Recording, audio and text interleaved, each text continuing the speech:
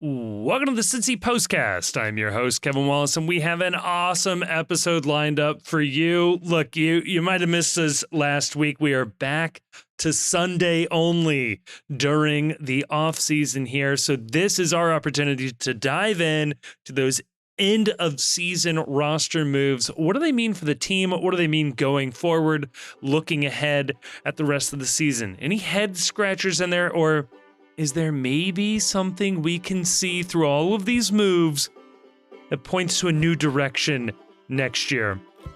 And then, because it truly is the off season, we are on to, in the 11 out of the 18, a mainstay of the off season last year. It is back once again. We couldn't get you out of here without one. You put that all together, and folks, that's going to be your postcast.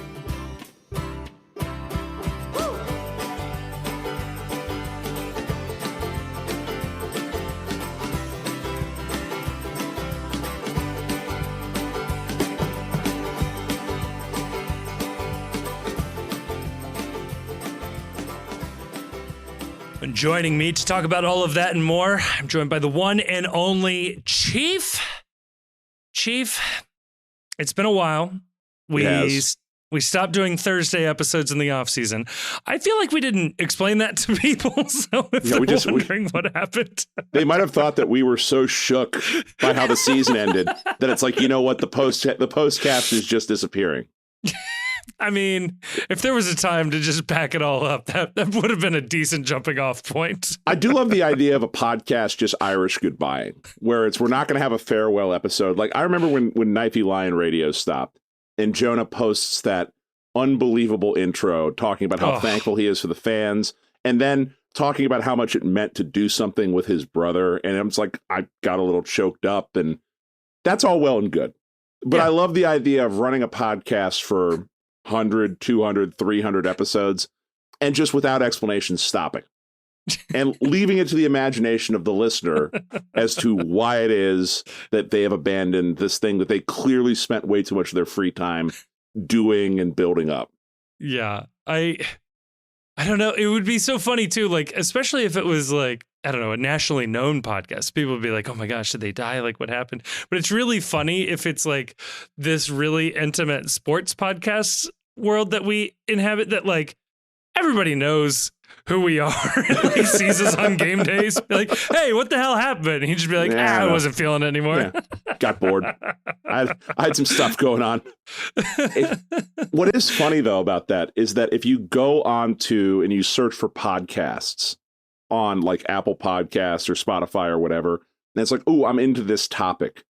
Yeah. You can find podcasts and they just never go away as long as people keep paying their hosting fees for whatever. And sometimes where there's just zombie podcasts out there where it's somebody, they got into it, they did 10 episodes worth of content, and then it just went away forever. And it's like, okay, I guess I can listen to what people thought about the old lawyer drama, The Practice, back when it was airing. Why not? They're like weird little time capsules. Yeah. Episode by episode recaps for episode 5 through 15 of season 7 of this TV show. I love the idea of that. I did see in the Discord, and this is indeed a shameless plug for joining our Discord. A couple of people have mentioned going back and listening to old episodes, and I could not imagine doing that. I really applaud somebody else doing that. And like, one, I'd like to think we got better at this over time, so like the audio quality and everything is super embarrassing to me, but like, I don't know what was happening in April of last year. Like, no. What are you doing? not the best thing in the world. I was just looking to see if it was still up there. I don't know who the hell is still hosting it. But my dad had a podcast for a number of years. And if you know me, you know who my father is. And I'm going back and looking. The last episode on the list was 2010. And it's just lurking out there. So, like, if you are curious to listen to an episode where what happens in this episode? Yeah, what happens? It's joined by Michael Lombardi of the NFL Network and the National Football Post to discuss the Bengals' recent signing of Pac-Man Jones. Wow. That true time capsule. That Right? man is Mr. Cincinnati these days. I might go back and listen to that. Shit. Well, they had to be freaking out, right? I think he had something of a rap sheet in Tennessee before coming here. So one of the rare Bengals free agency signings that absolutely was as advertised. they nailed it. He was very good. Yeah, I love Pac-Man. I can't stay mad at Pac-Man. He's just he's Pac-Man. Getting mad at Pac-Man is really just, I don't know what you were expecting going into this relationship. You got everything you were looking for and much, much more, and it came at a cost. And the cost was tremendously entertaining. Yes.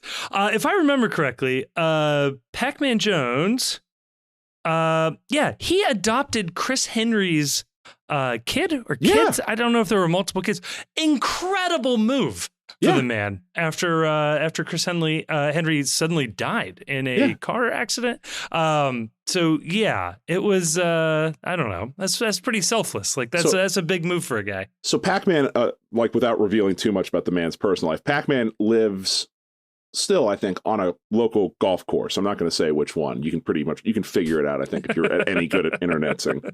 But this golf club, this country club, they did an annual 4th of July fireworks show. And so Pac-Man brought all his family up to watch the fireworks show, and he was all excited about it. And at the end of the show, he stands up and goes, "Wait, is that effing it?"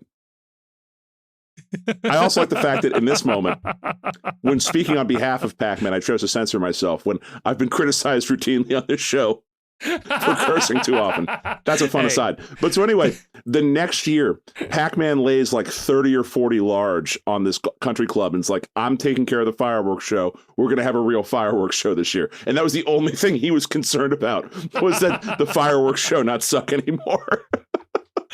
Yeah, that's a good neighbor right there. Yeah. All right. The one that wants you to be making more noise. You're not doing it right. Right. If you can't tell, dear listener, we are in full off-season mode right now. This is it. There's not a whole lot to talk about. I'll tell you one thing. Not going to talk about results. That's for damn sure. Chief, I don't know if you put this together. I did not until I was watching this game while doing the dishes. This weekend was a true Kevin Chief El Clasico weekend of UC Xavier, Chelsea, Everton. Yes. And we went 1-for-1. And I'll be honest with you, I would have traded the results 10 times out of 10. I'll be honest with you, I would have absolutely guessed the other way on both of these. Your boys went into Cintas and mysteriously forgot how to shoot 3-pointers. I don't know what was up with that. I was at the game, electric atmosphere. Cintas was bumping. Even the blue hairs down in the lower bowl were getting loud, which is a lot of fun.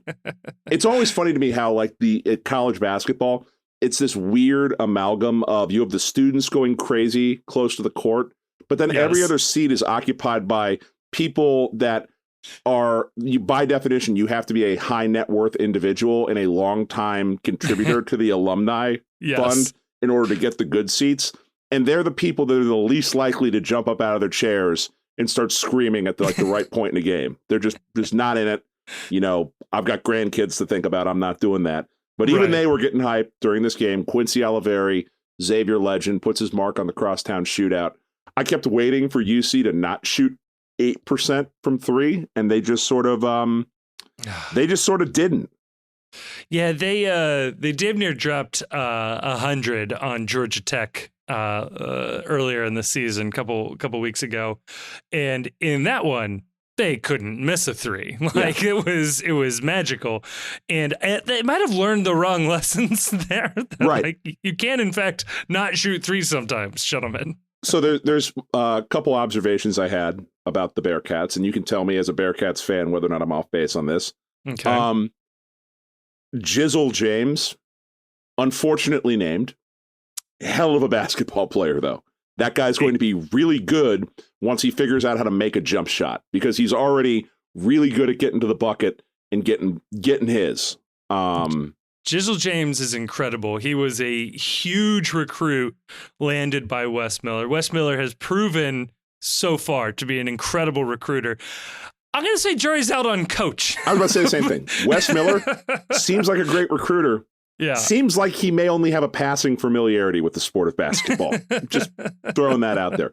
Number 2 observation about your beloved Bearcats. Victor Locken is a head case, and your team would be better off if you put him on a bus literally to anywhere else in the United States. It's amazing the regularity with which he gets mad about something that he screws up and then immediately commits a dumb foul right afterwards. This is the second straight shootout where every time Victor Locken touched the ball, I was confident a good thing was going to happen for Xavier. Either he was going to jack up a stupid 3 or make a dumb pass or pout immediately afterward on the next possession and get absolutely annihilated on defense. So not a Victor Locken fan. Yeah, no, I mean, as much as it's a him problem, again, this goes back to coaching, like a little bit. Figure the shit out, like either with him or know when to pull him and sit him in stretches of games. I don't know. And my third observation about the Bearcats, the Aziz kid that the transfer saga was all about. He's big. That's about all he's got going on, though. So this is, I think, the funny conundrum of, and this applies to college football as well, of the portal, right? Everybody gets excited about the portal.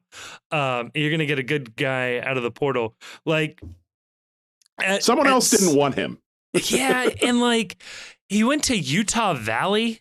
It's like, I don't know. Like, give me a recruit who's portaling out of North Carolina or Villanova or something like.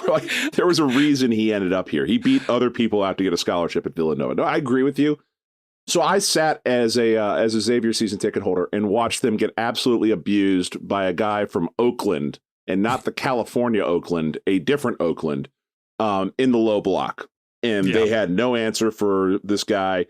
Every time he touched the ball down on the block, it was an automatic bucket. He would just bully ball his way closer to the hoop. He would turn around and drop it neatly in the bucket for 2 points and jog back down to play defense. I thought UC was going to do that all goddamn game against X, and Aziz just turned out to be big. Yeah, It makes me miss like Taco Fall from UCF. That was my God. Dude. There was a clip of him that went super viral earlier this week because he's playing ball over in China. And oh my God, like he takes this guy and he steals his lunch money, his soul. And it looked like a kid in a father-son game. It was one of the most disturbing and despicable things I have ever seen in my life. And I looked at the caption and it said Taco Fall on it. And I was like, hell yeah. Hold on here. I want to get your reaction in real time to this clip because it is about the greatest thing I've ever seen in my life. Because Taco Fall was just an absurd human being. I texted it to you. It's just an absurd human being. And everything about him is just hilarious. Taco Fall, 7'6", if people are not familiar with him, which is almost too tall to be able to function. All right, let's check out this clip here. Oh, jeez. Oh my God. Yeah, I'd just be subbing out after that, man. Like, there's no coming back. You're talking about posterized. That man's got a leg brace on. Like that, he's only got one good leg. He can't afford to lose the other one. Oh my God, devastating. 2 fun facts about the people we were talking about. Taco Fall, I think a relative of GB Fall, and I'm not just saying that because they both have the last name Fall from the same country, which is escaping me at the moment. Senegal. I'm fairly certain it was mentioned somewhere in an interview that he is like his uncle or something like that. Like they're related. The other one, Jizzle James, his father. Edgerrin James, NFL running back, Colts legend, pretty good stint with the Cardinals as well. Yeah, there you go. So that's the crosstown shootout. I love this shootout. Yes. Unlike other Xavier fans, I don't want this series to become more competitive. I'm enjoying it exactly the way it is right now. The one thing I hate, and I will particularly hate UC fans that do this because they've been the ones with the opportunity to do this, but Xavier fans have done this in the past, where when you lose it, you go, wow, well, this is their Super Bowl. It doesn't matter to us, though, because we've got, bigger eyes on the prize or whatever, eyes on the bigger prize. Nah, man. I want to win this game. This game means a lot. It's like the only early season game that matters. It was also objectively untrue when Xavier was in the Big East and UC was in the Afterthought Athletic Conference. Like, now they're on par again in terms of conferences. Mm-hmm. You can't say that. That's nothing. Although I will say it would be hypocritical of me, and I respect this take. People that say it's no longer a rivalry because it's one-sided.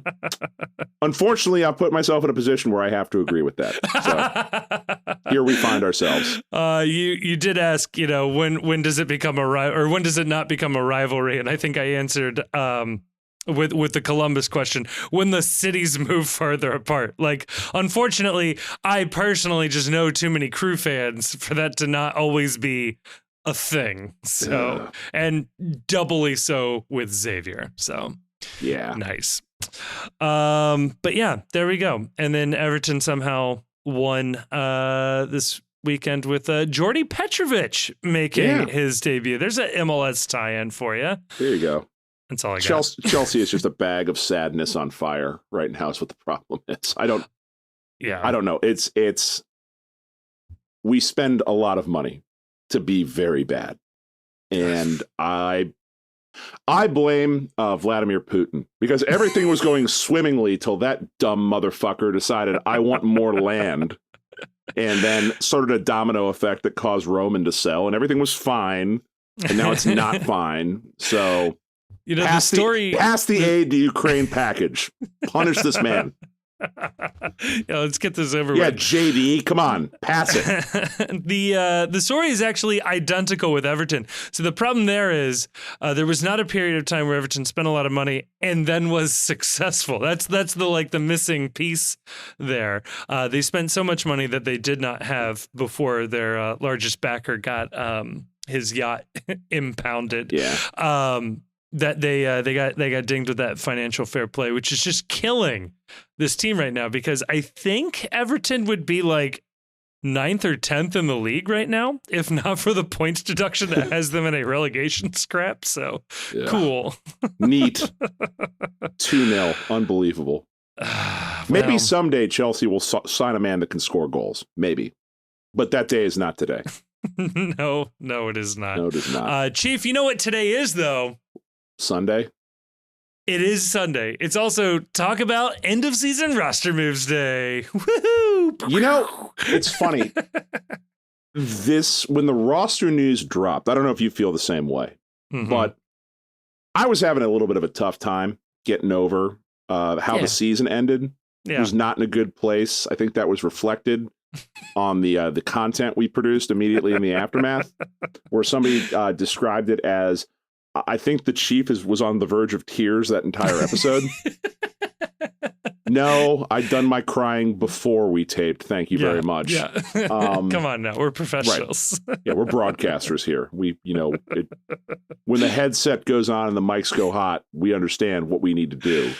Oh. But getting the roster news was kind of like, that was like the eulogy at the funeral, where, okay, they're not really Grandma's not coming back. Okay, it's just we got to move on. There's no way they're gonna find some great flaw in the officiating, and we need to go back. It's not. We're no longer in a situation where FC Cincinnati can still win if Mike DeWine has the courage. We're not. It's not happening. So,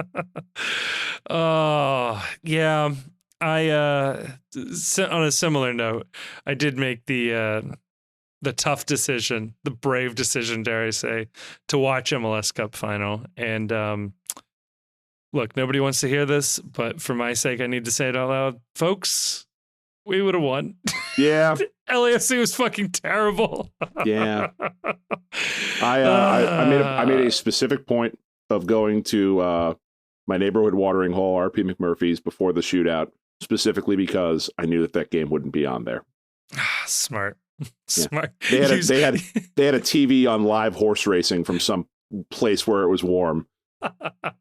You know what? That was better than having to sit through and see those dweebs celebrate. Yeah. So yeah, no. Yeah. The worst. Didn't watch a minute. The worst happened to us, and we are here, and we're on to 2024. Forward, be a goldfish, choose your favorite cliche here. And we're off to the races. I can just run down here the moves, and then we can sort of discuss the individual moves, or if something jumps out to you as I'm discussing, feel free to jump in however you feel like it here. And then we can kind of talk like bigger picture with this. But the club came out and said this one. They've exercised the options on 2 players, and our starting roster going into 2024 is but 23 players. So the players that they did pick up, Ian Murphy, Archimedes Ordonez. FCC declined the options on Santiago Arias, Dominic Badji, Ray Gaddis, Yuya Kubo, which again confirmed he did in fact have another option, Which and is Harrison, yes, and Harrison Robledo. Junior Moreno is completely out of contract, no options. He becomes a, I'd say unrestricted free agent, but it is MLS. So I do think there are some restrictions that apply to his free agency. The club remains in discussions though, with Arias, Badji, Gaddis, Kubo, and Moreno. Yerson Mosquera's loan from Wolverhampton Wanderers has ended, but the club is still in conversations about a potential return. And then about a day later, we found out that those conversations have ended with no fruit. So we'll just say that one there. And then the club has declined to, I guess, engage in conversations with Harrison Robledo. So that does mean there was one name in particular that I thought it was interesting that was coming back. Alec Can. It does appear that he, in some way, shape, or form, probably had an option automatically trigger, maybe by winning the Supporter Shield, making the playoffs, or cup appearances of some number. But other than that, those are the moves. So I ask you, Chief, first impression. First impression was laughter that Yuya Kubo still had an option. If someone wants to leak us that contract, I just want to know what it looks like. I want to know how the options were triggered, how many there are, how many more they had that were team options. Did we have team options for another 3 or 4 years? And like we could have ejected at any point? Was there something you could have done to make the option vest this year and turn it into another automatic option? I want to see the contract. Somebody please leak me Yuya Kubo's contract. I am desperate. Please. That was number 1. Yes. Number 2 was an overwhelming sense reading this, that a reminder of how much work Chris Albright has to do before we go into 2024. Yeah. And I read Pat Brennan's piece on where, the season recap is. And he describes this team as, well positioned for success in 2024. And I read that, and but the interesting decline here for me was Santi Arias. And I think that shocked all of us, you, me, and Grayson, on our text thread as we were going through this. And where this leaves FC Cincinnati now, without him on the roster, is now they're potentially looking at going into 2024 with no wingbacks signed in a formation that makes heavy use of the wingback position. So the Arias decline was very interesting to me. Otherwise, I don't think there was a lot of shock in terms of who they're bringing back. We kicked around the idea of, did Archimedes Ordonez do anything that would justify picking his contract up? But he's at the very back end of the roster in terms of salary, and he's a homegrown. Yeah. So I guess you probably give him a little more leash than you would someone that was on a higher wage bill than him.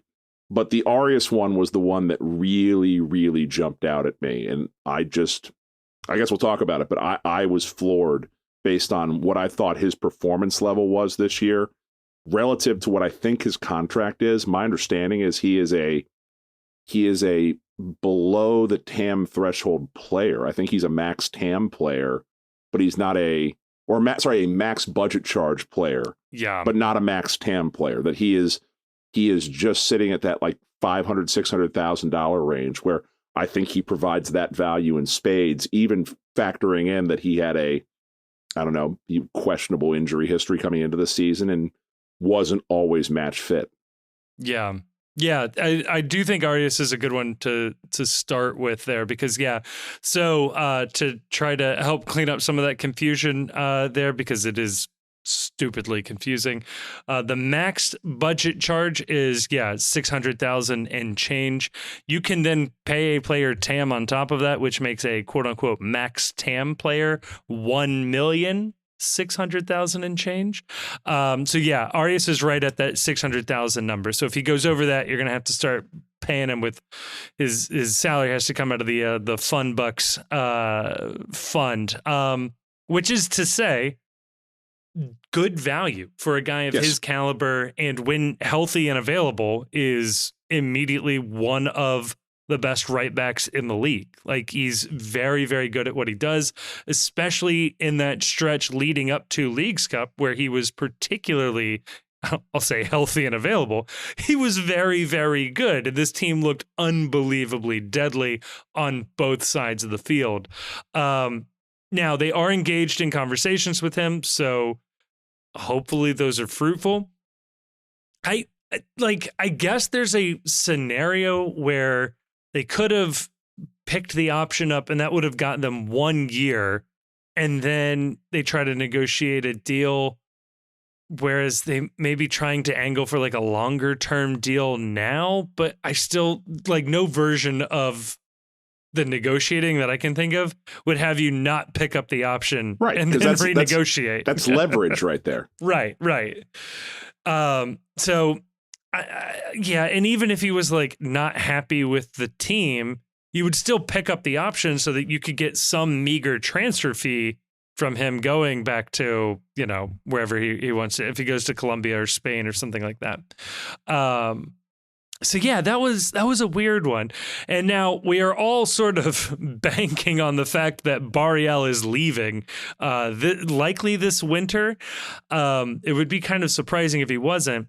Those are your two best wingback options. As I'm looking at the depth chart right now, I think our wingbacks would be on the left, Brett Halsey, and on the right, Alvis Powell. Which is not good enough. Like, I know that there is I remember you wrote his name in ink at one point, and I think you'd like to have that one back. Maybe not. I don't know how much you want to stand by your take. Brett Halsey is unproven. Yeah. He's young. There's a reason that he was available for nothing when FC Cincinnati picked him up. I think he acquitted himself well in limited minutes, but I think that he is not the kind of player. He's the kind of player that you need to force to take a spot from someone, not someone that you hand a spot to in the offseason, is my read on the situation. And Alvis Powell is a fine bench piece. I would not be comfortable with that pairing starting as the wingbacks on this team.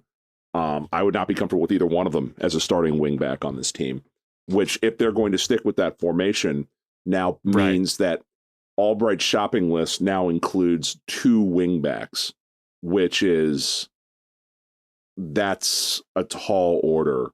Because sort of underpinning this entire conversation, I think that you have to talk about is that this team, the way it's constituted right now, is out of splash signing spots. Yeah. There is basically no room now for them to pay any kind of transfer fee to bring a player in. Because the minute you pay a transfer fee, once a transfer fee goes in excess of $2 million, $2.5 million, that's going to push a player right up into the DP threshold, because you have to amortize the transfer fee over the first 3 years of the deal, I think, at minimum, or at maximum. And then you add their salary charge on top of that. You get to that $1.6 million number real quick doing that, unless the salary is next to nothing. And they've got 3 DPs on the roster. And since they didn't bring in a young DP to replace Brenner, they only have one U22 spot, which is another spot where you can use a bigger transfer fee that doesn't get counted against the cap. Yep. And they've already got that with Marco Angulo. So everyone that Albright brings in to replace anyone that we're talking about is probably going to have to either come on a free transfer, which is a lot more difficult to do in the winter window when so many of the other leagues around the world are in the middle of their season. You find a lot more people on free transfers in May, June, July than you do midway through. Or it's going to have to be someone, so you're limited pretty much to people that are coming from leagues that are on a similar schedule to MLS, which is the non-Euro calendar, which there's a lot of leagues that are on that calendar. So there's shopping you can do there. But if it's not going to be that, you're talking about in-league acquisitions through MLS, which is going to require the use of GAM in order to complete those transactions. Now, if they sell Barreal and Vasquez, like we think they're going to this winter, we talked about this last episode, they can get about a little over $1 million of GAM from each one of those signings. Yep. And that GAM is basically only useful for league trades, because if you buy a player requires you to buy the contract down, you'll have the money to do it this year, but that money isn't rollover money to the next year. You'll be out of money to buy that player down the next year, and you'll put yourself into salary hell. So you get punished horrendously in this league for selling non-designated players. Like the money that you get, the tricky Don fun bucks that you get back for selling these players, in no way, the way the league is now, it might have made sense 15 years ago, but now there's no way you're buying commensurate value for an Alvaro Barreal with $1 million in GAM. It's just not possible. Right. So that's kind of like where it's hard when you're looking at this, like, okay, shopping for one wing back, that's tough. You're going to have to find someone who meets that criteria, either someone that's already in the league. We would have thought maybe Kai Wagner until he he had his little oopsie daisy. Yeah. But now, like, that would be hard. Yeah. Finding two, though, that fit that criteria of either in the league or coming on a free or, no transfer fee required. That's going to be work for Albrights, because wingbacks are the kind of wingbacks that we rely on if we stick with this formation. You can't get by with bad, I don't think. No, you can't. And like, to put it into perspective, like, for the sale of both, or for each of Vasquez and Barreal, let's assume that happens this winter, and let's assume we get more than, I think it's $2.5 million for each of them. That would bring us in a total value of $2 million GAM. That is how much Dallas traded to acquire one Paul Arriola. I think $1.5 million sent Jordi Mihailovic from Chicago to Montreal. Like, $1 to $2 million in GAM gets you one, let's say, MLS All-Star-ish caliber player. And that's a lot to lose for just Vasquez and Barreal, right? Like, that's a 2-for-1 trade, really, from that, and quite a step down with Barreal. So I think the one area where this could potentially all sort of make sense is if they do move away from attacking wingbacks and we go to something of, and I know this was the white whale for so long that we were all expecting, and everybody built the roster in their minds around this, a 4-4-2 diamond, baby. Bring it back. This is Bang. Which is so funny. It's so funny that it's like, oh, this is the Philly system. This is what Philly runs. This is what Philly runs. And then every time we played Philly, they ran a 5-3-2 and just mirrored us completely. So it seems Curtin and Noonan both sort of evolved the same way on this. But you could see a future without attacking wingbacks where maybe Halsey and Powell, now, again, not Supporters Shield winning team starters, but you could see a path forward if they were having to log meaningful minutes, if they weren't being relied on to be the offensive output for their team. Yeah. I don't see it with Halsey. I just don't. I know that. How dare you? I know how That's dare my boy. I guess it's also like we keep saying selling Vasquez and selling Barreal is a given. Right. I mean, it might not be. I mean, it might very well be. There's an option where you sell Barreal and he's loaned back to you until the start of next year on the August window for whatever team he's being sold to. I don't know. Right. I don't know what the status of those negotiations are. So the wingback thing was the first thing that jumped out to me. The other one that jumped out to me, and I don't know if this was caught your eye as well, is declining the option on Dom Badji, which is interesting to me because I think that part of, we talked a little bit about this, but that part of, if you can identify a flaw or a fault in FC Cincinnati's roster build this past year, it's that they had, between Dom Badji, Sergio Santos, and Yuya Kubo, they had basically 2.75, damn near $3 million in salary tied up in 3 players that were all bench players, that of the 3, only Yuya Kubo provided value, but even the value he provided was nowhere near commensurate with his budget charge. Santos was on close to, I think, $820,000. Yep. And then Badji was on close to $600,000, if I remember correctly. And so looking at the way the roster shook out, I thought there's absolutely no way you can keep both Santos and Badji next year. And Santos is already on a guaranteed deal for next year. And I think he has an option after that. But to me, and I don't know what your take on this is, if I had to pick between the two of them, I'd eat Santos's contract on the one-time buyout and keep Badji at $500,000. I think he's a better player at less, or $600,000. I think he's a better player at less money.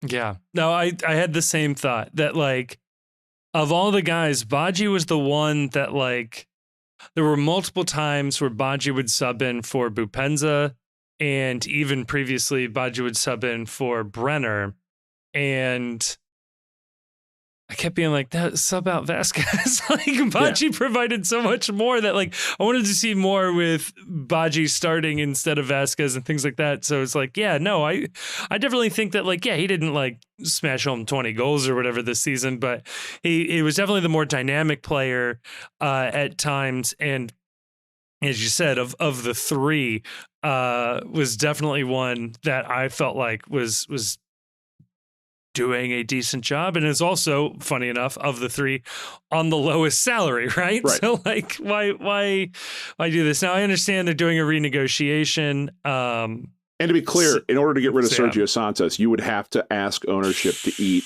$800,000 and spend to get his contract off the books, because he was on a 2-year deal with a 3rd-year option. Next year will be the 2nd year of his deal. He has just been bad and not healthy while he's been here. So I understand that would be Albright asking ownership to void and pay out a contract that he negotiated, which is, your mileage may vary as to how tough of a look that is, but I'd rather have Badji than Santos. I know it's not my money. I know I'm not the one that has to go to my boss and ask for the contract to go away, but Santos was not good. So I messed up. Right. Like, the thing is that, like, we talked about, like, Santos never looks threatening. He looks fast, but you never get the sense that, oh my God, Sergio Santos is going to come into this game and score a goal. Like, nobody thinks that. Yeah. What kills it, though, is, like, it's not that Santos was a player that they scouted from another league and they thought, like, oh, he should do well here, and then just like, the skills didn't translate, or he picked up an injury bug that, like, you couldn't predict or whatever. But the problem is that, like, he was on film. They knew what he was. He is exactly what we thought he'd be, which is a glass cannon that can't score. But he does appear to be, like, an ultimate culture guy. I remember the entire Philadelphia Union on Instagram, which seems to be something that they do regularly, complained about what their front office was doing. And when Santos was sold, they were all upset. And he's, like, clearly, like, everybody's favorite teammate, as far as I can tell, but I don't know. I'm done listening to players about like like the players always love the coach when he gets fired. That's true. Yeah. like they're always lobbying for the guy that's already on the team to get elevated to the job. And it's like, maybe that's not, let's slow down and let's do a search here. Okay.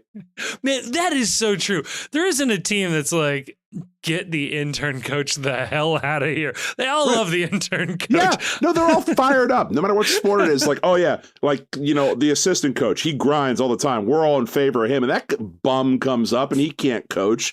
He's got coordinator face. Talking about Xavier and UC, that was Travis Steele. Like Trayvon Blewett, JP McCure, they were all like, hell yeah, let's get Travis Steele this job. That's the right man for the job. That dude couldn't coach. Oh, God. So, yeah, I don't know. We'll see what happens from here. I did think it was interesting, and I mentioned it before. Alec Can makes the roster. I apologize if I said Khan before. Alec Can. I'm always going to call him Khan. It's okay. It's. I try my best here. I'm not good with the goalkeepers' names, but that does mean our goalkeeping room is Celentano, Can, Loro, and Walters. So, do you think there's a chance that crowded? Do you think there's a chance that Can gets sold or traded between now and the start of the year? Because it seems like I think he said he wants more playing time.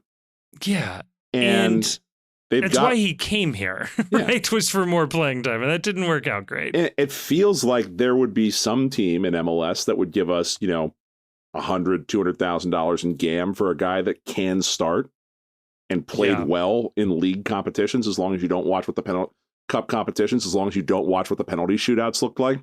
Right.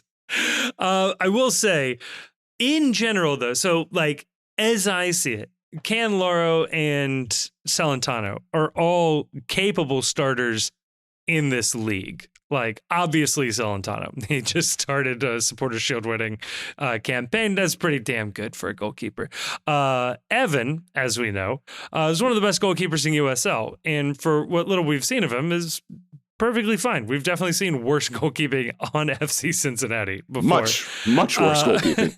And Can is a guy that, again, like all of the advanced metrics say is incredible. He's had a very long career where everywhere he goes, everybody says he's the guy. It's just before this stop, he was behind Brad Guzan. And in this one, with FCC, he was supposed to have the starting job, got injured, and got Wally pipped by Roman Celentano. So, like, so be it. But this guy hasn't lost his job because he's bad. He's had incredible talents that'd be starting on any team in this league ahead of him. But for all of that, I say all of that to say this. And I understand Celentano and Loro are probably in line for raises, but as it stands, Can makes 200,000. Was that? Loro's making 90,000 and Celentano is on 150,000. You combine all of that and you're still less than a lot of teams' starting goalkeeper salary. So pretty solid from that perspective. Oh, they're killing it. Just wonder if it's an underutilized resource is all I wonder. Right. That's the thing. Could you not get a decent return on Can on the open market? I think you could, and I don't know, it feels likely. Hey, it feels likely given the move they made for Evan, which we love the guy. Don't get me wrong, but if you needed a third goalkeeper, I feel like you could find one. So the fact that they re-signed him tells me something. All right, so question to you then about these roster moves right here in terms of the club remains in discussions with Arias, Baji, Gaddis, and Kubo and Moreno about their futures with FC Cincinnati. Of those 1, 2, 3, 4, 5 names, do you expect any of them to be back with FC Cincinnati in some capacity? And if so, which ones? Ooh, I like the open-endedness of this because it gives me some wiggle room here. I say Gaddis comes back, but I wouldn't be surprised if he's doing more coaching in the near future. He is working on getting his coaching licenses, especially if, say, 1 or 2 high-profile members of the coaching staff leave. he make a pretty smooth transition there. I know he was brought in to be a culture guy. When he retired, he was getting his coaching license, but I also think he was like pursuing being a minister or something. So like, I feel like he's got the leadership quality in him. Yeah, I mean, we've seen that. But the one I think is the most likely to come back is Yuya Kubo. I think Kubo's tape is so weird at this point. I don't know what the market looks like for Yuya Kubo. I don't know where he would want to go play. And I feel like only FC Cincinnati would appreciate I don't know, I dare I say the husk of the player that we've turned Yuya Kubo into. So we've broken this man. I mean, maybe that's why his option got picked up last year. It's like, yeah, we fucked your career up. At least we can do is throw another $1 million at you and hope for the best. Which, again, if people don't understand, when he played in Switzerland, he was teammates with Joseph Martinez, and he was by far the better striker. Just like wrap your mind around that for a moment. Yeah. He had an illustrious career, I'll say a solid career, in Belgium and the Netherlands as a winger striker, and had 7 caps for the Japanese national team at winger/striker. Like, this man was on a certain career trajectory, was signed to be a designated player for FC Cincinnati. Hell yeah. Attacking talent. By Ron Jans. Jans. And then along comes a little man by the name of Yapstam.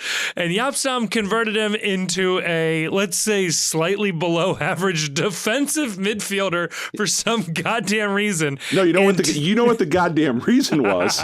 It was because Frankie Amaya forced his way out of the club, and he was the defensive mid. So it all goes back to Frankie. Fuck you, Frankie.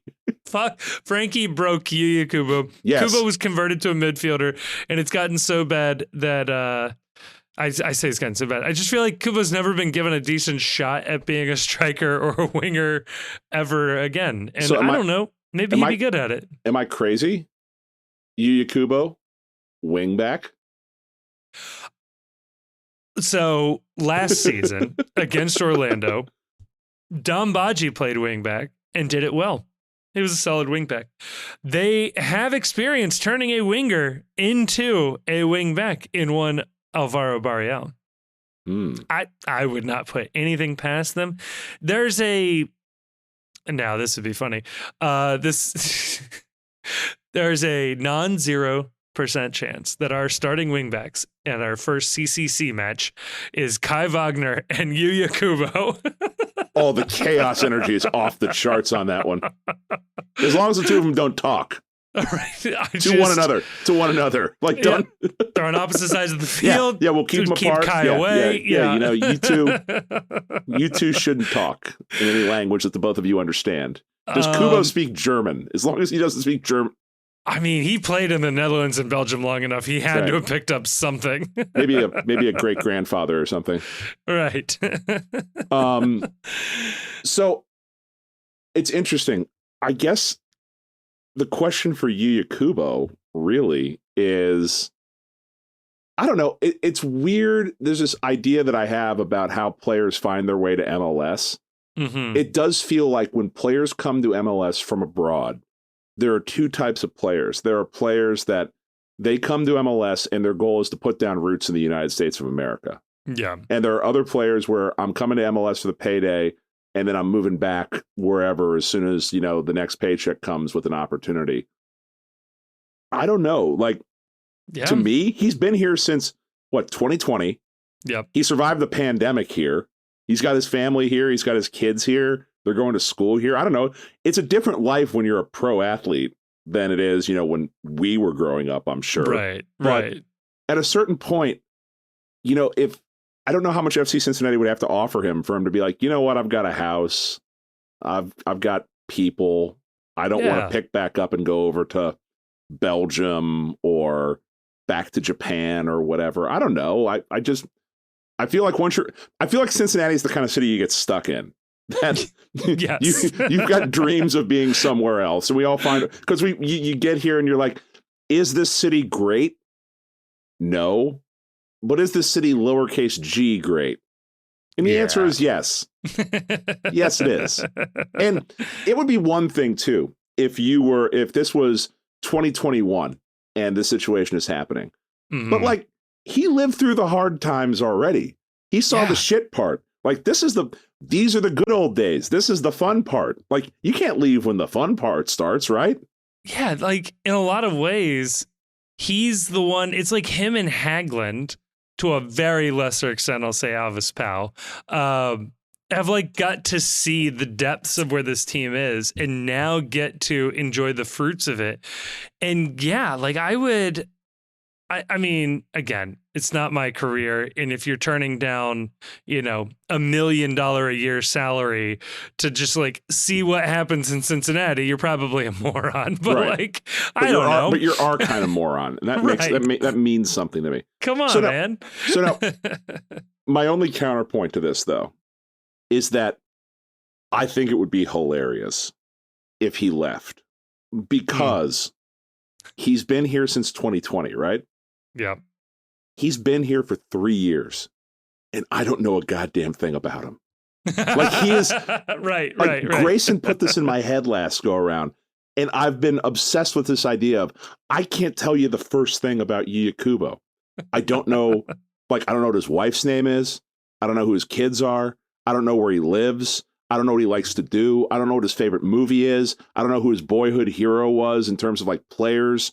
I don't know like where his favorite restaurant is. All these like happy horse shit things that you find out about pro athletes when they do these behind the scenes things or these cutesy videos that they do as produced content. I don't know a thing about Yuya Kubo, and it would be incredible to have this player that was here for 3 years. He plays, and then he disappears as quickly as he arrived. This is this is the GB story. Yes, it is. GB shows up on a flight from Kazakhstan, puts 5 goals in or 4 goals in against St. Louis, bites a dude's face off, leads us through the best Open Cup run in this club's history, gets us on the map with MLS, and he's gone like a flash in the night immediately afterwards, never to be heard from again until he pulls the sword this year. And again, I didn't know a thing about GB. Family, friends, life, anything. It is these mysterious figures of sports. I worry that if we re-sign Yuya, there will be some push to learn more about him. And I don't know that I want to meet my hero, I completely agree with you. It is such a better story if we know nothing about him. And like, yeah, let's say he comes back later and he's wearing a cowboy hat and you're like, oh, what's up with that? It's like, oh yeah, Yuya Kubo loves cowboys. He's always loved Westerns. We're like, where the hell is this? Right. He comes back in a cowboy hat and like a Metallica t-shirt, and he speaks perfect English. And it's like, who the what? He's a metalhead, guys. I don't know what to tell you. Oh my God! What's the most absurd fact you think you could find out about Yuya Kubo? This is why we don't get access. That's you're right. Question. I want to know what his favorite local Cincinnati restaurant is. I'm so curious what that is, because that would be like insight into a man's soul. Right? Because it'd be something like, it could be something terrible. And you'd be like, damn, he likes Izzy's or something. Right. Now I know too much about Yuya Kubo. Right. That would be... he's got like this horrid addiction to Grippo's barbecue chips. He moves back to Japan to play in the J League, but he still requests like boxes of Grippos to be sent back because he can't live without them any longer. The party box with the big trash bag of chips in them. Yeah. Yeah. No, there's there's truckloads of them being sent over to Japan. I mean, look, if the price is right, I would absolutely love to see Yuya Kubo come back. If nothing else, like, you need a utility player that can, in fact, back up 8 of the positions on the field, right? Like, that is such a useful thing. Hey, you probably don't want to be paying that guy $1.2 million or whatever Yuya's making, but yeah, there's on the dot 1.2. There's also something to this idea that like having some continuity and some club DNA. Like the problem with this league is that the roster turnover is such that every 2 or 3 years it's a completely different cast of characters that you're playing for, and there's something to be said for having guys on a team that are 6, 7, 8 year guys where the fans know this player. They can There's someone that they can root for, buy a jersey with the name on the back of it, and it's just I don't know. I understand the economics of it in terms of salary cap, but it would be nice if this league found a way to. Should this league be so punitive with its salary cap that you're chasing guys like Yuya Kubo away over like $100,000? Like, that just seems stupid to me. Yeah, there does need to be some degree of like leeway for re-signing guys. Like we talked about it over and over again with Barrial. Like, if we could offer him a DP contract to re-sign him, would we do it? I think the league should be saying yes, because I also think Barrial is close to getting an Argentinian national team call up, and I think that's good for MLS. But he's at the point of his career that if he wants to make more money, he functionally has to leave MLS. Like, he can't really do that here, which is unfortunate that MLS has tied itself into this position here. I also think, some degree of not counting transfer fees or giving teams the option to only count a transfer fee for one season, or letting teams use the buyout option on a transfer fee might be like a clever way to try to get around some of this. Like that. Just to free that up. If you could do that, you could make Wobodo just a regular ass player if you could buy out his transfer fee. Right? Like, something along those lines would be super, super useful. Now, I will say there has been lots of speculation. Can you buy a player out and sign him back? Suppose you could, but... Want me to stop you from buying out Wobodo and then immediately re-signing Wobodo to a $200,000 raise that still makes him... He gets way more money, but like his transfer fees off the book. I love this idea. The only thing I think could cause us some problems is the stupid thing that happened with Adi, which is they may go through waivers in some way, shape, or form. Oh, the re-entry draft, right? It's not clear when a player does go through this or not go through this, because Adi did, but then Giovanni Dos Santos did not. And there's been some other things with Miami that has bought out guys that didn't go through waivers, like how Joseph Martinez ended up on their roster, but I don't know, we didn't get a crack at him or something. Dumb stuff. But no, there's speculation, and then we got some words from the commissioner sort of on this topic. Lots of rumors about a fourth DP spot this winter. Apparently, according to the commissioner, no discussion on this. However, now reporting is trending in the direction of every team gets 3 U22 young money spots, regardless of DP status. So if that does happen, it would give us the opportunity to get in 2 more Marco Angulo type signings. The problem with that is under 22 is so young that it's a real crapshoot as to whether or not you get solid talent. So like, Barrial came in under, I think, that rule or close to it, which was awesome. But then you get a ton of guys. You can look around the league. Ton of guys. Wasn't Isaac Atanga a U22? Yeah, that's another one. That's a good one. I couldn't think of a good one for us. Isaac Atanga is the other version. Great kid, nice kid. Bad at soccer. $4 million they're not getting back. Directly down the can. Yeah, so maybe that helps somewhere. Maybe that's your Yerson Mosquera replacement spot. But there was a lot of people that were dead certain that fourth DP was coming. I think you grossly underestimate how cheap some of these MLS owners are. And the other thing too is, I said this online, I don't know what your take is on this, that MLS doesn't need a fourth DP. It just needs roster spots 4 through 11 to just be better paid and give you more options to replace players and buy better players in those spots. So you had a fourth DP. Is the quality of the product going up? Sure. But it isn't going to change the fact that you still got a guy making league minimum somewhere touching the football, and try to give more options for teams to go and buy players that, not asking for $10 million transfer fees, but, a couple $1 million. Yeah, we need to give more options to give those guys back into the league. Yeah. If you want to find immediate parity with Mexico and your biggest leagues in the world, you need to be able to pay essentially your entire starting 11 and 5 substitutes. So you're starting 16, as I'll look at it. Dare I say the entire 18, but I won't go that far. Not yet. Not in segment 1. but you need to be able to pay all of those guys $1 million a year. Once you can do that, now you are starting to put together some really competitive rosters. Sure, you can throw some DPs on top of that. I would be willing to sacrifice a DP spot in order to get that much roster spend up and down the roster. I also think you probably need to expand your international roster spots by 1 or 2 per team at a minimum, Right. just to free up the competition for that. Yes, lots of teams are doing their stuff with their academy kids, and there's probably a better way to incentivize that. But yeah, like you said, you just need more better roster spend. What you really need is drop the DP spots to 2. Those are just, there's no rules on those.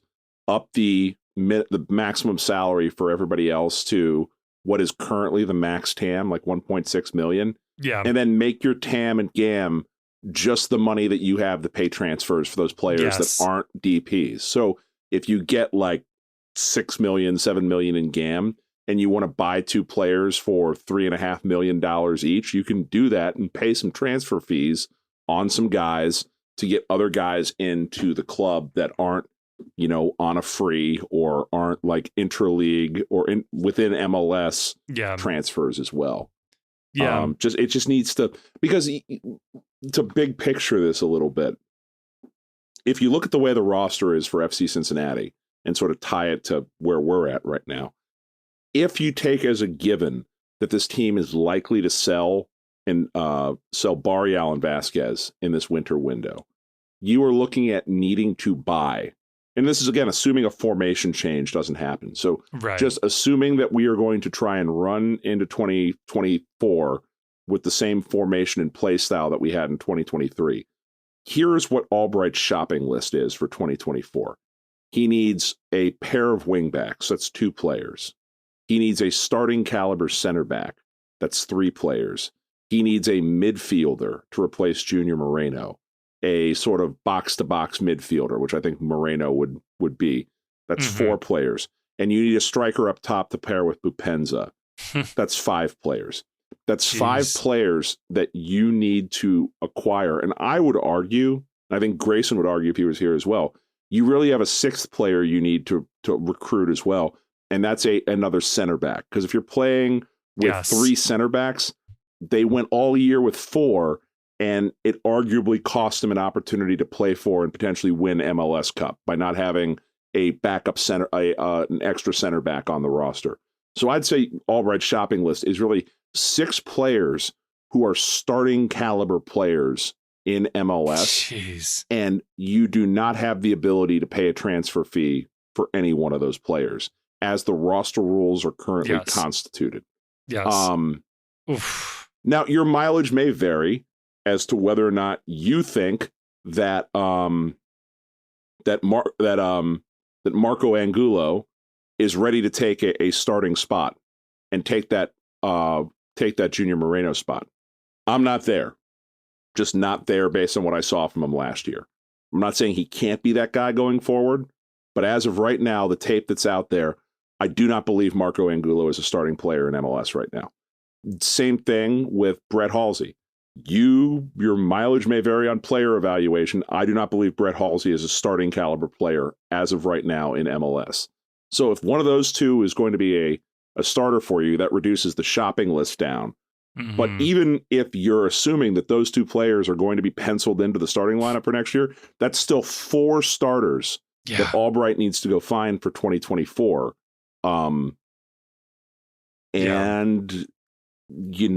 That's a tall order for 2024 for what's going to be an incredibly congested fixture schedule at the start of the year. And I don't know, we talked a little bit, the 2 of us and Grayson and a couple other people, about this idea he might not get all of his shopping done in the winter and we may need to wait till the summer window to fill some spots. That's going to be rough. Or it could be rough. It could lead to a rough early part of the season. Now, it would certainly help in a sort of building towards the playoff type thing. You have an injection of talent when the team truly needs it. And assuming they haven't floundered, horrifically in the first part of the season, which I don't think they would, even as the roster's constructed now. Yeah, it's still, you got to have that big push. So now, because I've been accused of being relentlessly negative, I will offer this as a counterpoint to myself, though. And okay, please. Okay, this is that I want to take you back in the Wayback Machine to the Cincy Postcast in December of 2022. Finishing up the last year, looking forward to 2023. At that time, had you ever heard of a player by the name of Yerson Mosquera? No, I had not. At that time, were you aware of the possibility of signing a player by the name of Santiago Arias? No, did not know. He was unknown trialist in Florida, if I remember correctly. So, that is to say, I think that it is an incredible handicap that Albright has to try to build and fill these roster spots, given the limitations of MLS salary rules. He's been somewhat adept. I would even dare argue he's been better at acquiring players where he doesn't have to pay a transfer fee. Because the players that he didn't pay a transfer fee for would include players such as Matt Miazga, no transfer fee to Chelsea. Santiago Arias, no transfer fee. Yerson Mosquera, a loan, no transfer fee. Players he paid a transfer fee, Sergio Santos, that he paid they would have paid Yam, right, for that. Yeah, but it's as close as you can get to a MLS transfer fee. Probably about $1 million transfer fee. $1 million transfer fee. Junior Moreno, we had to pay for him. I thought Junior was good, but you know, Junior was not a superstar. $500,000 transfer fee? I think we can round to that. And Aaron Bupenza, where jury's still out, maybe, on Aaron Bupenza. He does very well, is all I'm saying. This isn't a slight to the players that he's brought in. And Nwobodo's superstar. Not a slight to any of those players, but if you look at the hit-miss ratio, the hits on the players he's brought in on a free or with nothing required, he's been pretty damn good at. Yeah, the Miazga one in particular stands out because, if memory serves me correctly here, he had a year left on his Chelsea deal and basically convinced Chelsea to just scrap his contract, a mutual termination or something along those lines, or a free transfer. So he got a free deal when he didn't have to get. he barged into the Chelsea board meeting and demanded to speak to someone who would get rid of his contract while holding a pizza. Yeah, everybody described it as very aggressive and menacing. They were in fear for their lives. So, Chief, I put this to you. Let's assume here in CCC we are facing choose your favorite, let's say, middling Liga MX club. I don't have the list in front of me, so you just have to imagine. Let's say it is our dear friends Cruz Azul, La Máquina. This is the lineup that FC Cincinnati rolls out. Will Las Celestes be present for this match? They are. It's a road game. This is going to be a tough one. We're going, right? Away days, Cruz Azul. If it's Cruz Azul, we have no choice. We have no choice, yeah. This is the lineup that goes out. Now, this lineup is predicated that every player that had their option declined is gone forever, and that Vasquez and Barriel are gone. Okay. So this is your starting lineup against Cruz Azul. Roman Celentano in goal. Brett Halsey on the left. Murphy, Miazga, Hagland are your center backs with Alvis Powell outright. You've got Nwobodo, Angulo, and Lucho Acosta is your starting midfield trio with Aaron Bupenza starting alongside Sergio Santos. We getting a dub? We getting a result? We walking home with an L.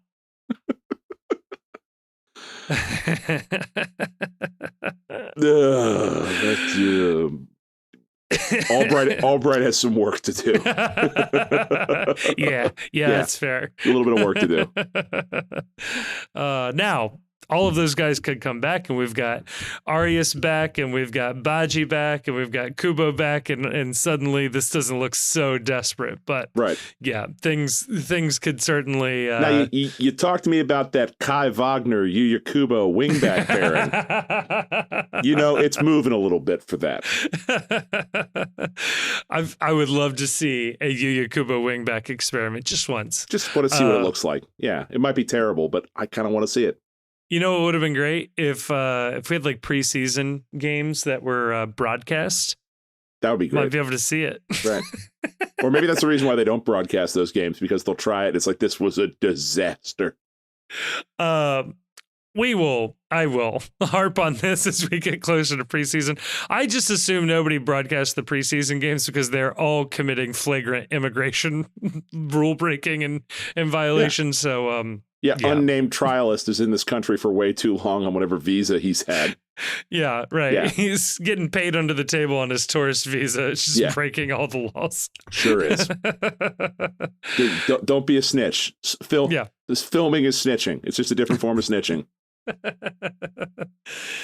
Yeah, who would have a player in here on a tourist visa? Couldn't be us. Is there anybody else that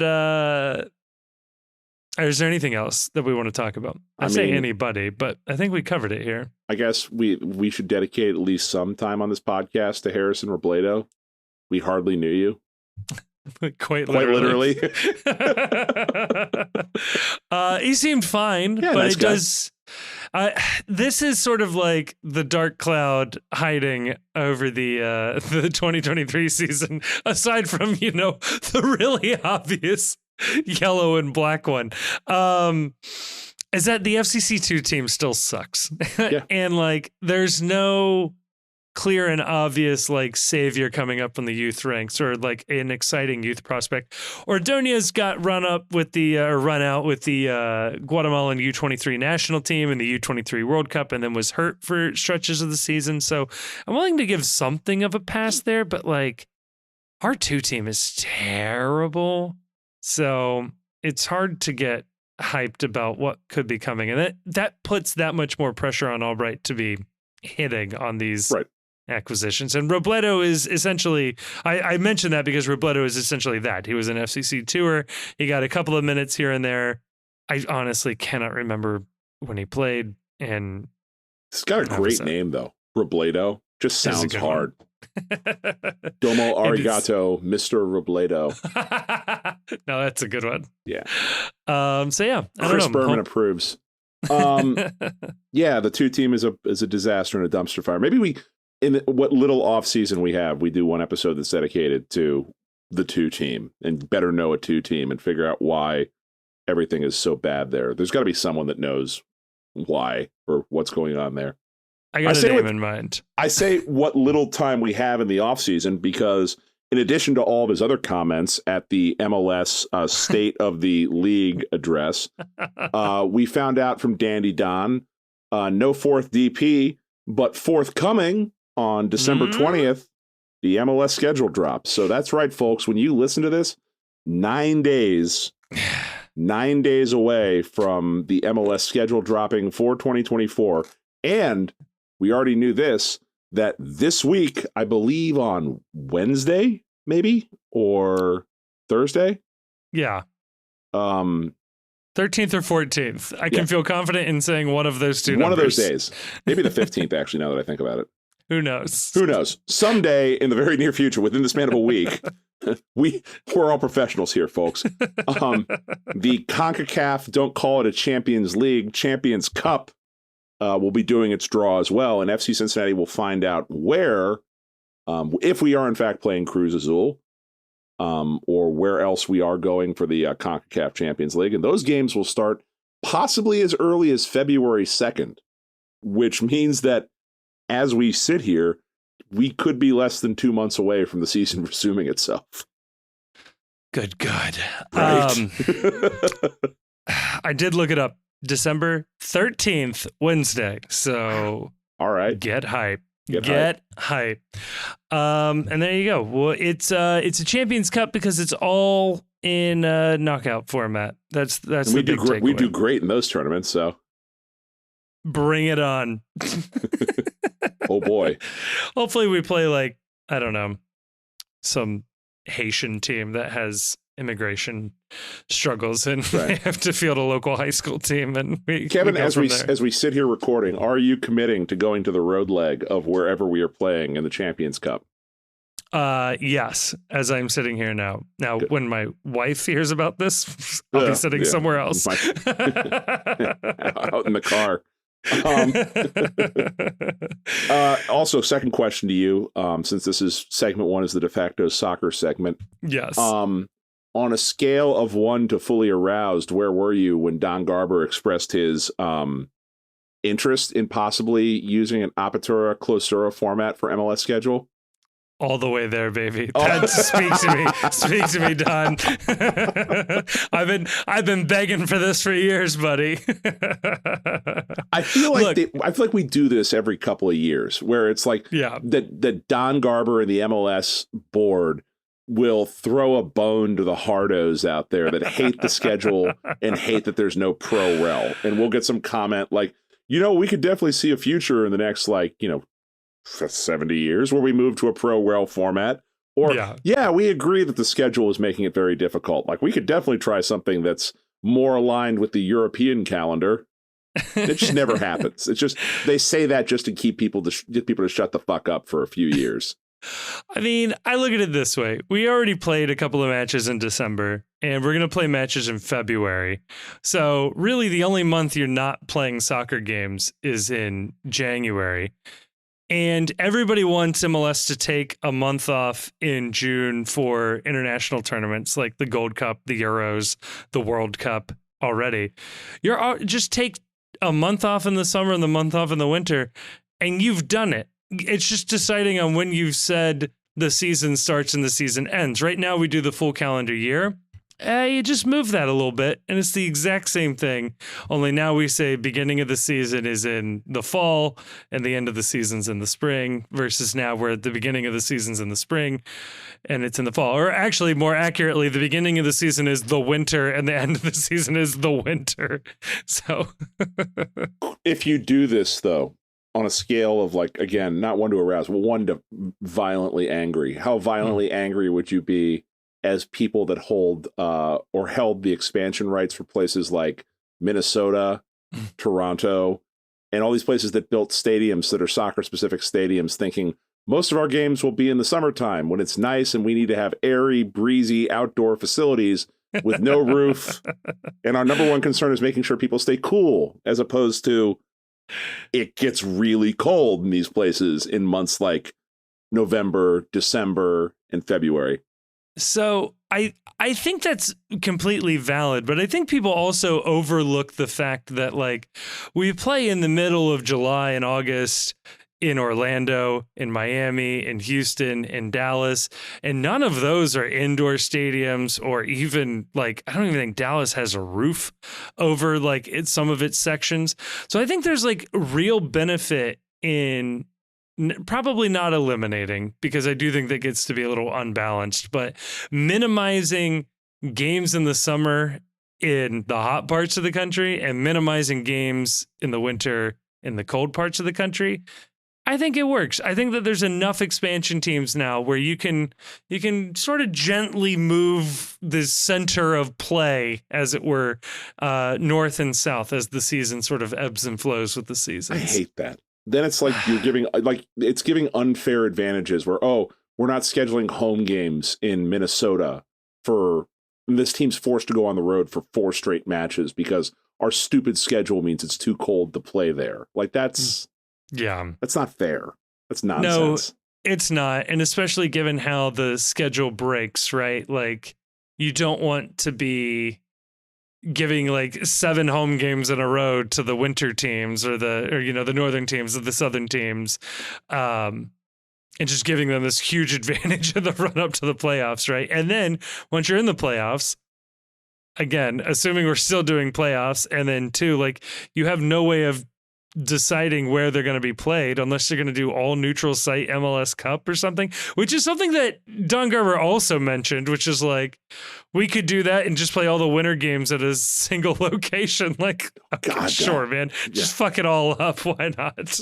I saw somebody online was suggesting that you go to the Apertura Clausura format, but then you play the Leagues Cup at neutral sites down south closer to Mexico. Which that's exactly what they need to be doing. No, yes. Fuck that. I don't want to have like FC Cincinnati games I can't go to. That's dumb. That's dumb. But, I mean, it would solidify the Leagues Cup as an exhibition tournament. But yeah, you do that like after, because Mexico's taking their break in the winter anyway. So you have like this fun little preseason tournament in Vegas and Mexico City or whatever and call it a day. It's not fair. It's far away from where I live.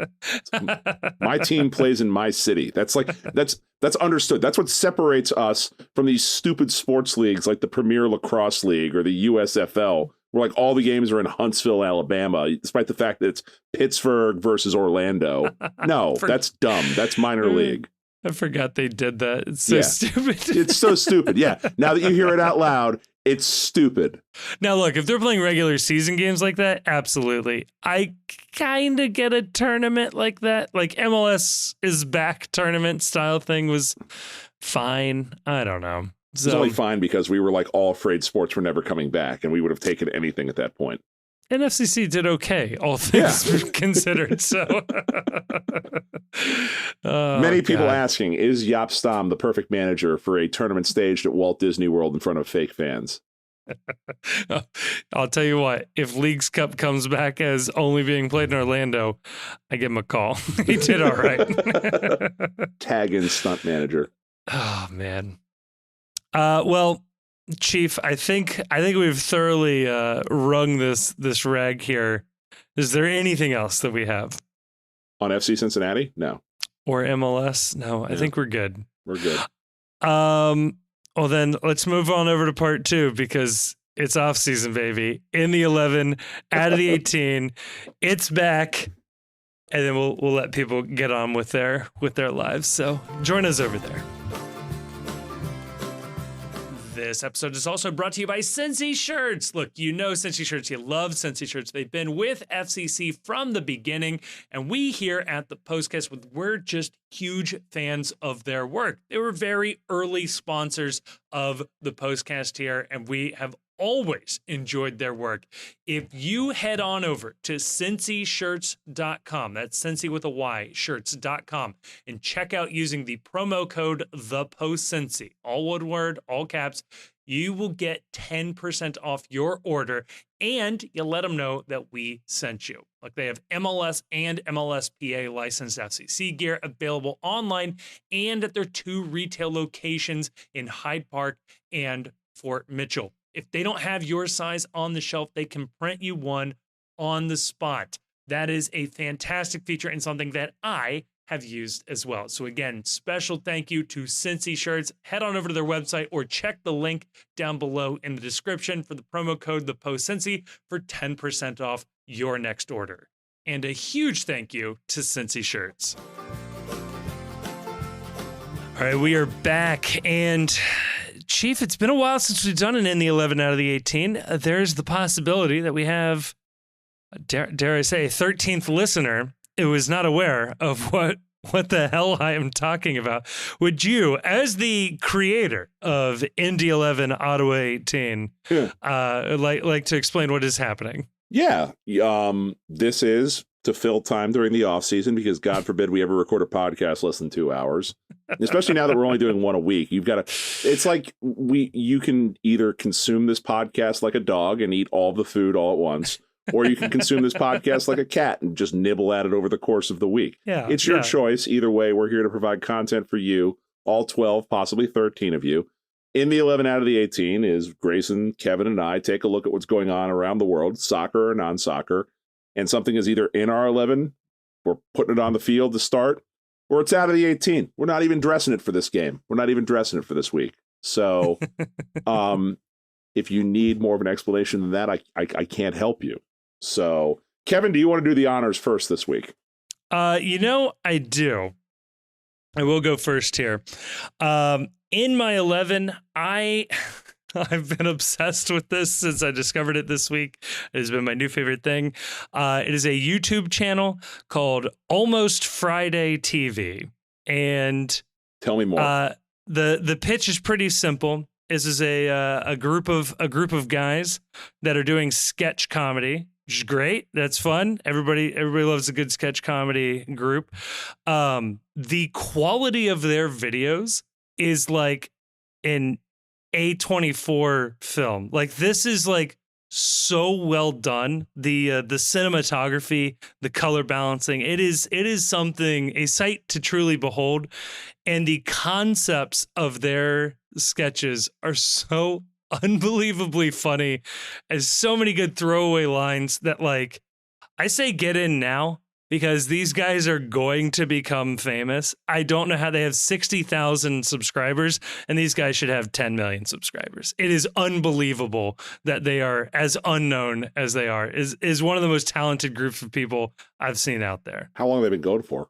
As far as I can tell, everything's only been up there for like a year or two. Now, I will say, they're a group of white guys. They have a podcast.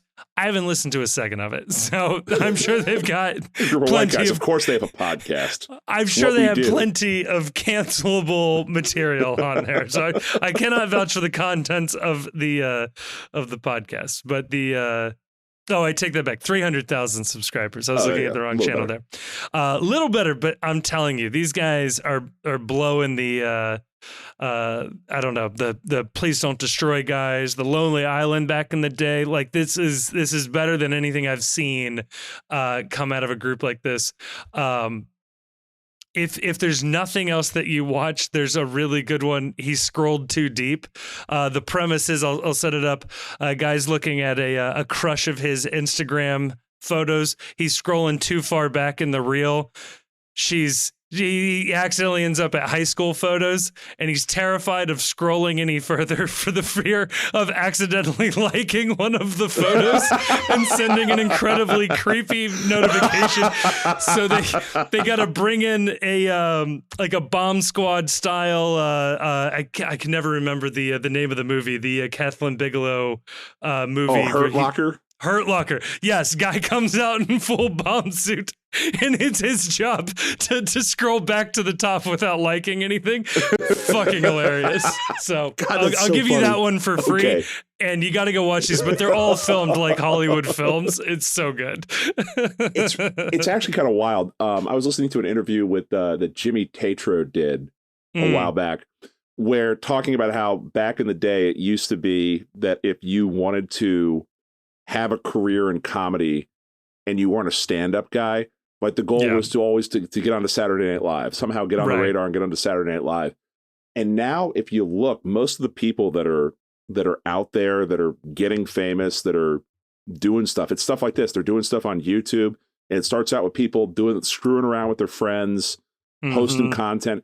That was how the show Workaholics got started. They were just a bunch of guys dicking around on YouTube, posting content.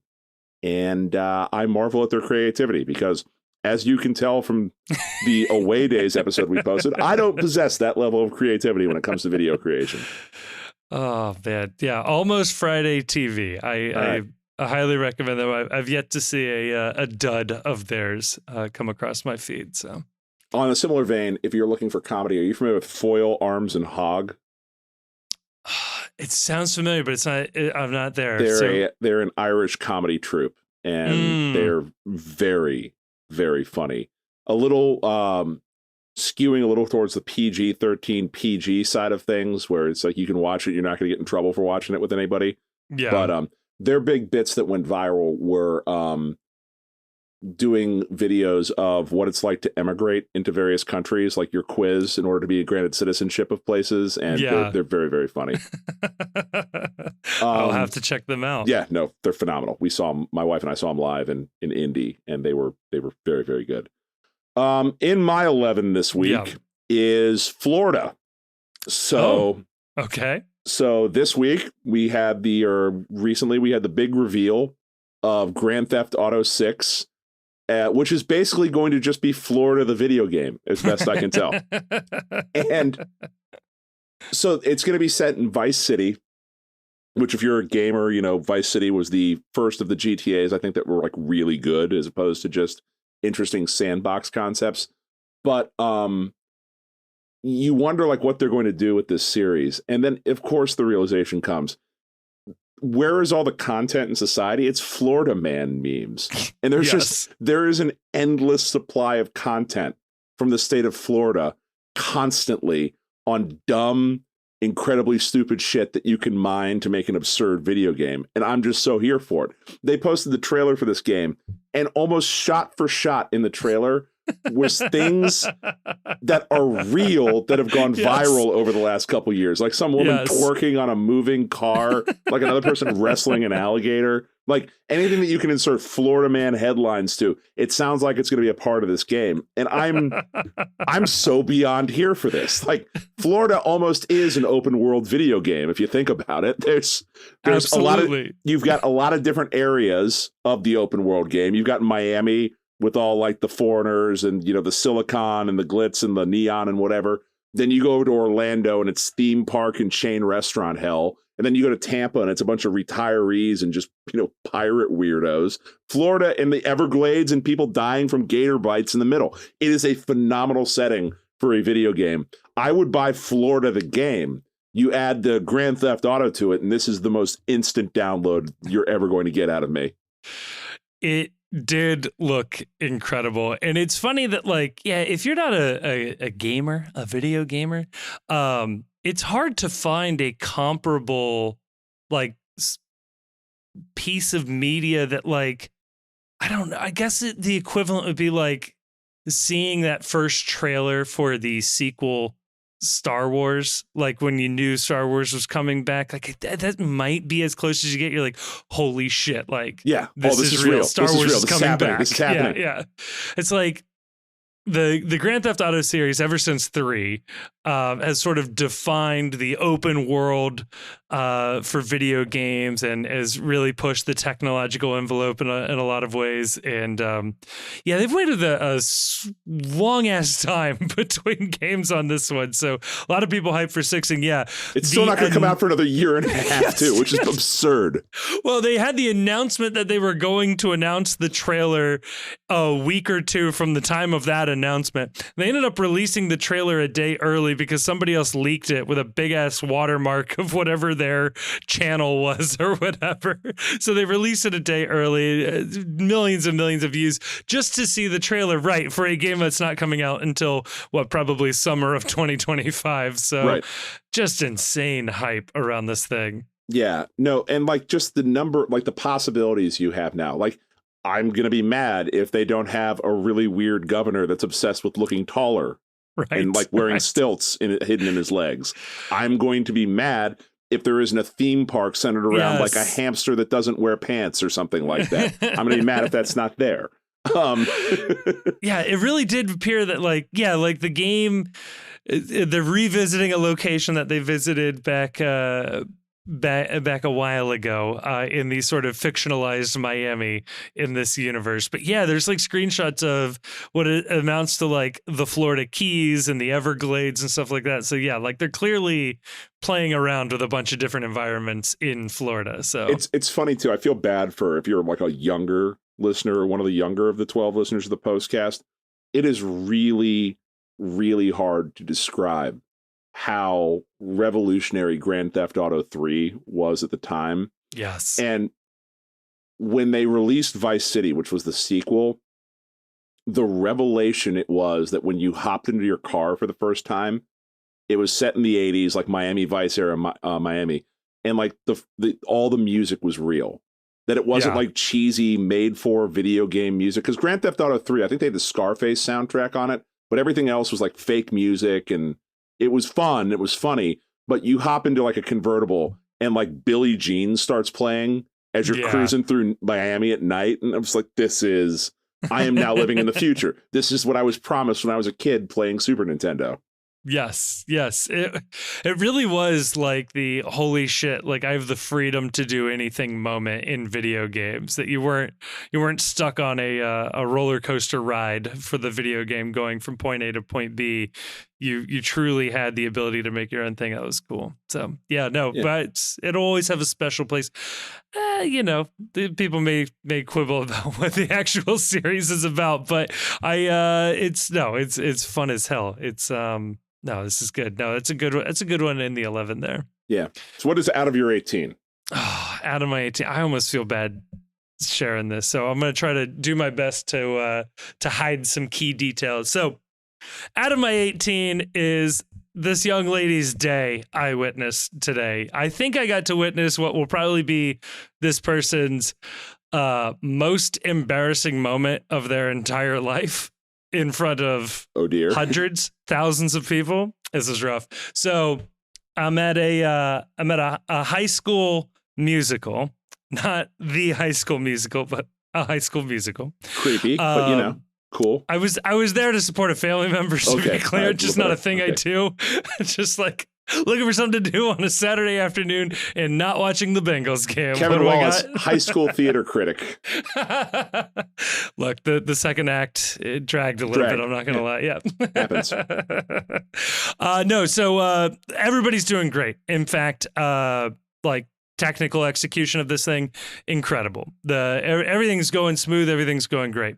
Our female lead shows up for like our critical end of the musical scene. Everything's been building up to this point, and she's running around the stage doing her best to act and sing while holding something to her face, and I can't figure out what's going on. And then I realize that she has a nosebleed, a terrible nosebleed. She is bleeding out of her nose. She's trying to do everything while holding this tissue over her face. And you can kind of see the blood like dripping over the dress and everything. Which would have been embarrassing enough. But then she ends up in a moment in the play where like she's on the ground off to the side, the lights go dark. And I see somebody slip her something that she then immediately jams up into her nose. Great. Like they got her a new tissue. She smashed it up into her nose. She's going to go on with a nose plug there. It's going great. She gets back up. She's singing. Things are going good. The climax of the story is going here. And then the fucking string falls out of the item that is stuffed up her nose. She's got a straight up tampon shoved into her face, and she now has to finish this entire play with a tampon, a bloody tampon hanging out of her face. And yeah, she's beat red the entire time. It was a freaking trooper about it. Hell yeah. Hell yeah. That is a level of the show must go on. Yes. That I just don't possess. That is a level of bravery. I'd have been out. I would have been, you know what? It was a good run. They won't know that the song didn't finish. We can just throw the lights down and hit the crescendo. I applaud whoever that is for going there and finishing the drill. I just play to the whistle. There's no crying in baseball. Any cliche you want to insert in there, bravo to this young woman, because that's badass. Playing hurt. You don't have to be a varsity athlete to play hurt. I love it. Yeah, fantastic. Just the whole time I was like, God damn, this has to suck so much for her. Like, oh my God, I couldn't imagine it. She will have the best fucking story in college on the drama club or doing when you audition for the college play or whatever the production is. Tell me why we should give you this role. Well, one time I developed a nosebleed on stage because someone smacked me in the face backstage with a prop, and I still finished the damn song. How about that? Yeah. No, it was very admirable, but man, I was just like, at some point I was just like, just rip it out and bleed. Like, it's fine. Just like get blood everywhere. Right. It's way better like than finishing the song looking like Becky Lynch or some shit like that from the WWE after she got her face broken. Right. Yeah. And that was the thing too, is like, it was still bleeding. Like whatever happened to her. Yeah. And it probably was like hit by a prop backstage, trip and fell. I don't know. But like, it was a nasty nosebleed. It was not letting up. Question. If she was a New York Red Bulls player, how much would she have flopped around from the contact after being hit? I think I'd still be in the theater waiting for the restart. This play has an additional 15 minutes of stoppage time remaining. We're gonna dip into the sequel now. We've got to keep going. Well, whoever you are, bravo. That is you kick ass for finishing up on that. That's badass. Yeah, so to be clear, Adam A18 was her experience. She did great. I have nothing bad to say about her. Just that had to suck. Hell yeah. Good so shit. How about your Sorf? Oh, out of the 18 for me is Duke Energy. Hell no. So your boy's been having a weekend. So tell this story as best I can. This is the relatable portion of the postcast where we're not like actually talking about real things. We're just talking about our personal lives. Yes. Like shit we saw that no one has any relation to. So back over the summer, we got this notice on our front door that Duke Energy was requiring us to switch to some smart meter to do our meter. Because I live in this old ass house and the meter is actually inside the house. You can't read it from the side. So they want to install this thing that will automatically transmit to Duke how much power we use, I guess. I don't know. It sounds like a scam, whatever. Yeah. So I call the number and I schedule an appointment to have this thing installed. Wouldn't you know it? Because it's the power company and they suck. They gave us a 4-hour window on some random Saturday that we had to sit around and wait for. Right. And then they call and say, we're not going to be able to make it. And I'm like, okay, asshole. Well, you're going to have to work around my schedule the next time. So we schedule it again later on, like in the summer, like early fall. And they cancel again. Same exact thing. And kind of mad about this now. And we keep getting notices like, you have to do this. And I'm like, son of a bitch. Like, I'm trying to. Like, I'm making an effort. So the latest one we got said we're going to add like a surcharge to your bill if you don't do it. So I finally called again and I was like, will you send someone to just do this to stop harassing me? So we finally had our appointment to have the electric meter. This is an important part of the story. The electric meter updated in our house. Okay. So I had stuff to do this weekend because I'm a busy individual. False. Getting ready for the crosstown shootout. So Mrs. Chief was at home waiting for this individual to show up and fix the thing. Get a knock at the door. Identified as a person from Duke Energy. She lets him into the house. Everything's downstairs. She's working on something upstairs. This guy comes back up a couple minutes later, and she asks him, oh, did you fix the meter already? Oh, no, I don't fix electric meters. I'm a gas inspector. Oh. And she's like, well, we're here to have an electric meter fixed. Why are you here? Oh, we're doing a gas inspection. They said, I thought this was for a gas inspection. No, we don't need a gas inspection. Oh, well, I inspected it, and you have a small gas leak in your basement. And she freaks out at this point. It's like, oh my God, do I need to get out of the house? He's like, oh, no. It's not dangerous at all. It's fine. There's no risk at all whatsoever. She's like, oh, thank God. And he follows up by saying, but it is our policy that we do have to shut your gas off if we detect any leak whatsoever. So you're going to have to call someone and get that fixed. And when you do, you can call us and we'll come back and turn your gas back on. Oh. Well, let me tell you how hard it is to find a plumber on a Saturday afternoon.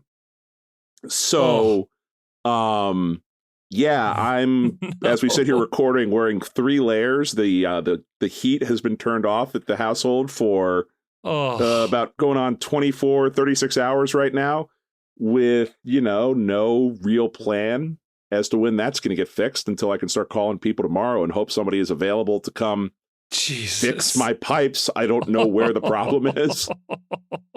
And it leads me to this conclusion.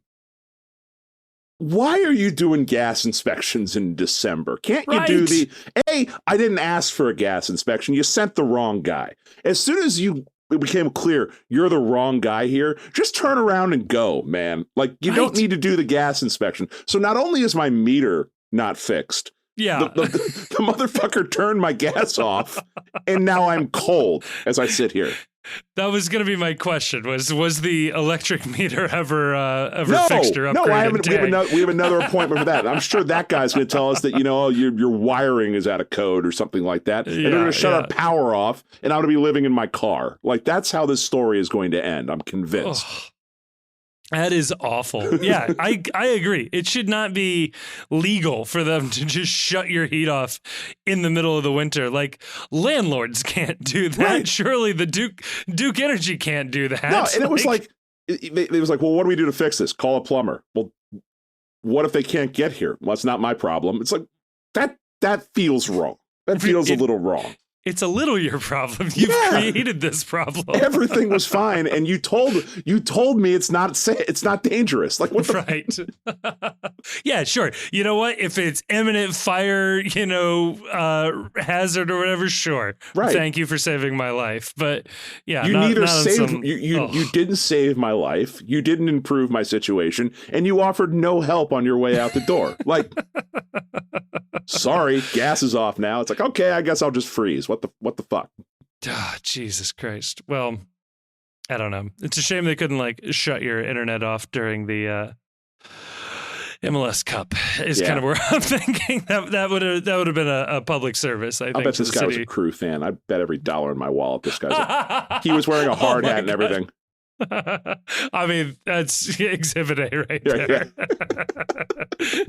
Who else would be wearing a hard hat on a Saturday? Yeah, the conspiracy goes all the way to the top. Man, this is Dr. Pete Edwards getting his revenge. If it was a Crew fan, my God, that is some incredible banter. Yeah. How do you really get the rivalry to go to the next level? Is you sign up to work for Duke and just start cutting people's power off in Columbus when you see a Crew flag. We're here to conduct a random inspection of your gas line. Oh, my bad. True Crew 1990 starts a plumbing company in Columbus. Or a tow truck company. We're just towing cars. You got the Crew. You're just looking for the Crew license plate, which, I mean, there's none of. Nobody has the Crew license plate ever. But you're just going around predatory towing cars to get revenge. And towing them to Cincinnati. Sorry, our lot's in Cincinnati. I don't know what to tell you. Just conveniently right next to TQL Stadium, there's an impound lot. Jeff B's impound lot. Just collecting, Crew bumper stickers as trophies. Every car has the Crew flag on the back. It's funny because we can't win and we have to be petty. No, you take your wins where you can, I think. Dubs are dubs, I guess, right? Oh, God. I will say, Chief, not to force an end to the podcast, I have been looking forward to the next Fuck Columbus. I will say it has been something I've been looking forward to. So fuck Columbus.